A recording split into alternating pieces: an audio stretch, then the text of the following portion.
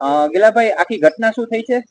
આખી ઘટનામાં એવું છે કે જૂની અદાવત નહીં જેવી બાબત હતી અને આયા ગામે પેટ્રોલ પંપ બનાવ્યો છોકરો, તો સાંજના ટાઈમે ઘરે જતો અને જે સામેના શખ્સ છે એમને હેરું રાખી અને બધી મંડળી બનાવી અને સામે ઘરે જતા સામે બોલેરો કાર લઈ અને ગાડી ભટકાડી અને એ 6 લોકો ઉતરી ગયા.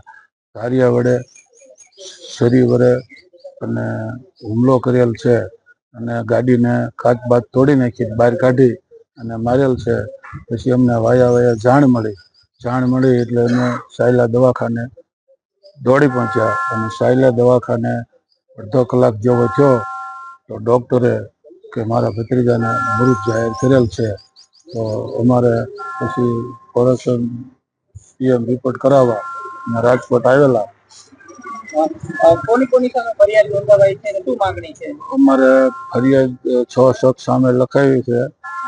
વિજય કલા રૂદાટલા, પછી જાદવભાઈ ખોડાભાઈ રૂદાટલા, પછી કાળુ બચ્ચુ રૂદાટલા, પછી ગોવિંદ કલા રૂદાટલા, પછી ગોપાલ ગેલા રૂદાટલા અને શેલા સામત રૂદાટલા 100 શખ્સોએ થઈ અને છોકરા માટે હુમલો કરેલો એટલે છોકરો મરણ પામેલ છે.